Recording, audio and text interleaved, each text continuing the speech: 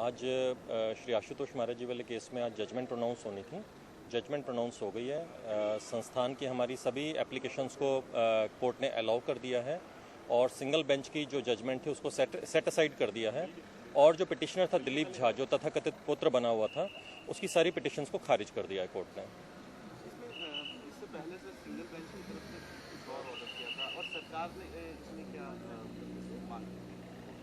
Single bench की तरफ से जो ऑर्डर आया था उसको डिवीजन बेंच ने सेट असाइड कर दिया है, क्योंकि उसमें लीगल कुछ वो थे, तो कॉम्प्लिकेशंस थी, तो उसको डिवीजन बेंच ने सेट असाइड कर दिया सिंगल बेंच के ऑर्डर को। तो मतलब अभी समाधि में ही रहेंगे? जी, आशुतोष महाराज जी समाधि में ही हैं अभी। तो ये फैसले समर्थन सत्य की जीत अंत में होनी थी और हमने आज सुबह ही कह दिया था, हमें न्यायपालिका पे पूरा विश्वास है और हम न्यायपालिका के साथ हमेशा सहयोग देंगे। We are law abiding citizens और हमेशा अपने संविधान के साथ ही चलेंगे।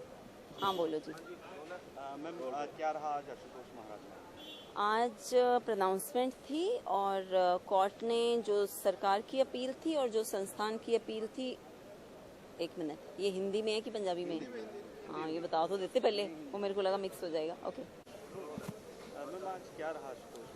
आज प्रोनाउंसमेंट थी और उसमें आज सरकार की और संस्थान की अपील अलाउ हो गई और जो दिलीप झा ने अपील फाइल करी थी वो डिसमिस हो गई है। और कोर्ट ने जजमेंट में ये कहा है कि संस्थान को पूरी लिबर्टी है, वो बॉडी को जैसे प्रिजर्व करना चाहे, और जो सरकार को हिदायतें दी गई थी सिंगल बेंच की जजमेंट ने, कोर्ट ने वो जजमेंट सिंगल जज की सेट असाइड कर दी है, मीनिंग देयर बाय कि अब सरकार के पास कोई ऐसी नहीं है जो हिदायतें कोर्ट ने दी थी कि बॉडी को डिस्पोज ऑफ करने की। और उसके साथ कोर्ट ने ये ज़रूर कहा है कि जहाँ तक डीएनए का सवाल है वो उसमें भी इंटरफेयर नहीं करेगी, पर अगर Dilip Jha civil suit file करता है तो उसमें संस्थान उसका डीएनए लेने के लिए कोई ऑब्स्टिकल नहीं करेगी। एंड बाकी तो उन्होंने यही कहा है कि डीएमसी की टीम जाएगी, जब तक वो बॉडी को टाइम टू टाइम इंस्पेक्ट करेंगे और जब तक बॉडी सही स्टेट में है तो कोई इंटरफेरेंस का सवाल ही नहीं उठता। और उसके लिए डॉक्टर्स की पेमेंट के लिए उन्होंने संस्थान को कहा है कि वो 50 लाख का एक कॉर्पस बना के रखें, ताकि वो डॉक्टर्स को जब भी वो विजिट करें उस हिसाब से उनकी पेमेंट होती रहे। तो इस पूरे मामले में सरकार का क्या स्टैंड था? सरकार का स्टैंड बिल्कुल वही था जो कोर्ट ने कहा कि ये रिलीजियस मामला है, इसमें सरकार इंटरफेयर नहीं करेगी और इससे लोगों की बहुत सारी भावनाएं जुड़ी हैं।